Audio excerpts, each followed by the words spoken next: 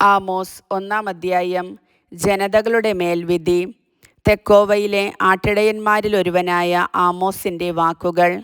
യൂദാ രാജാവായ ഉസിയായുടെയും ഇസ്രായേൽ രാജാവും യോവാഷിൻ്റെ പുത്രനുമായ ജെറോബോവാമിൻ്റെ കാലത്ത് ഭൂകമ്പത്തിന് 2 വർഷം മുൻപ് ഇസ്രായേലിനെ കുറിച്ച് അവനുണ്ടായ അരുളപ്പാട്.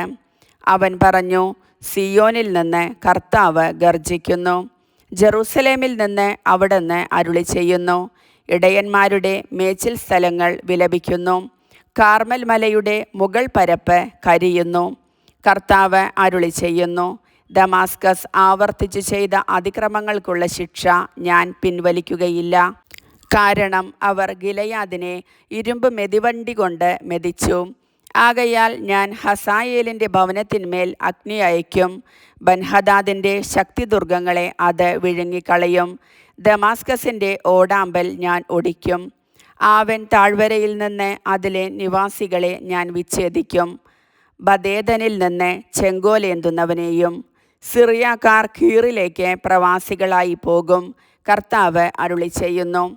കർത്താവ് അരുളി ചെയ്യുന്നു, ഗാസ ആവർത്തിച്ചു ചെയ്ത അതിക്രമങ്ങൾക്കുള്ള ശിക്ഷ ഞാൻ പിൻവലിക്കുകയില്ല. കാരണം ഏദോമിന് വിട്ടുകൊടുക്കാൻ വേണ്ടി ഒരു ജനത്തെ മുഴുവൻ അവർ തടവുകാരായി കൊണ്ടുപോയി. ഗാസായ്ക്ക് മതിലിന്മേൽ ഞാൻ അഗ്നി അയക്കും, അവളുടെ ശക്തിദുർഗങ്ങളെ അത് വിഴുങ്ങിക്കളയും. അഷ്ദോദിൽ നിന്ന് അതിലെ നിവാസികളെ ഞാൻ വിച്ഛേദിക്കും, അഷ്കലോണിൽ നിന്ന് ചെങ്കോലേന്തുന്നവനെയും.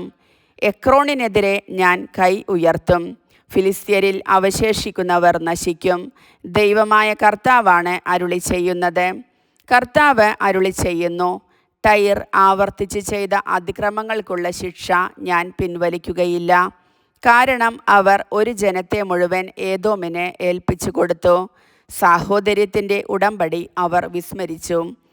ആകയാൽ ഞാൻ ടൈറിൻ്റെ മതിലിന്മേൽ അഗ്നി അയക്കും, അവളുടെ ശക്തിദുർഗങ്ങളെ അത് വിഴുങ്ങിക്കളയും. കർത്താവ് അരുളി ചെയ്യുന്നു, ഏദോം ആവർത്തിച്ചു ചെയ്ത അതിക്രമങ്ങൾക്കുള്ള ശിക്ഷ ഞാൻ പിൻവലിക്കുകയില്ല.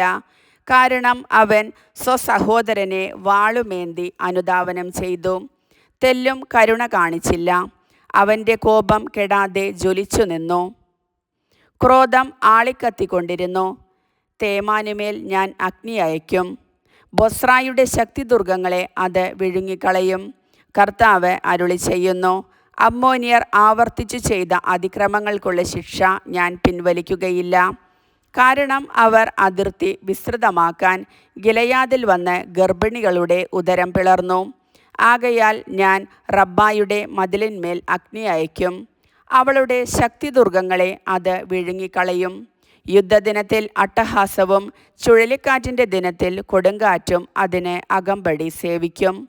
അവരുടെ രാജാവ് നാടുകടത്തപ്പെടും, അവനും പ്രഭുക്കന്മാരും ഒരുമിച്ചു തന്നെ.